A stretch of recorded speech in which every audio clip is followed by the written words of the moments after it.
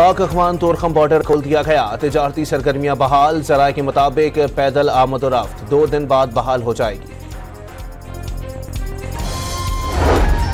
Islamabad high court में बानी PTI की जेल मुलाकातों के तमाम मुकदमात कल समाअत के लिए मुकर्रर। कायम मकाम चीफ जस्टिस सरफराज डोगर की सरबराही में 3 रुकनी बेंच समाअत करेगा।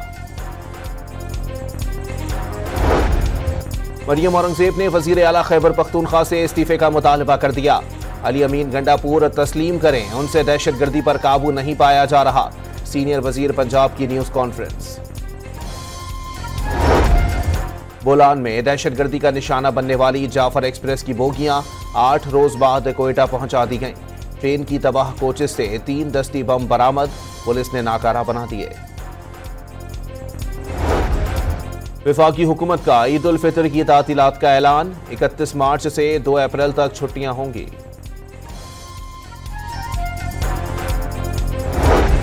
और कराची वालों के लिए अच्छी खबर, जनवरी की माहाना एडजस्टमेंट में बिजली 4 रुपये 84 पैसे सस्ती होने का इम्कान की इलेक्ट्रिक की दरखास्त पर नेपरा कल समाअत करेगा। पाक अफगान तोरखम बॉर्डर खोल दिया गया। तिजारती सरगर्मियां बहाल। जराये के मुताबिक पैदल आमद-ओ-रफ्त 2 दिन बाद बहाल हो जाएगी। इस्लामाबाद हाई कोर्ट में बानी पीटीआई की जेल मुलाकातों के तमाम मुकदमात कल समाअत के लिए मुकर्रर।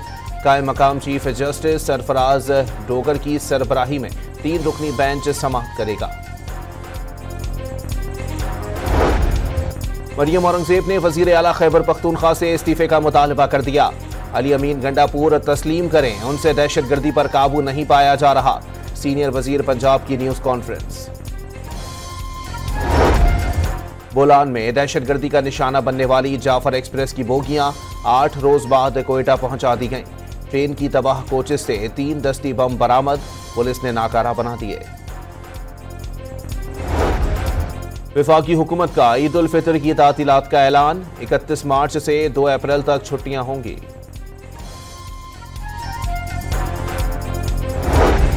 और कराची वालों के लिए अच्छी खबर, जनवरी की माहाना एडजस्टमेंट में बिजली 4 रुपये 84 पैसे सस्ती होने का इम्कान की इलेक्ट्रिक की दरखास्त पर नेपरा कल समाअत करेगा।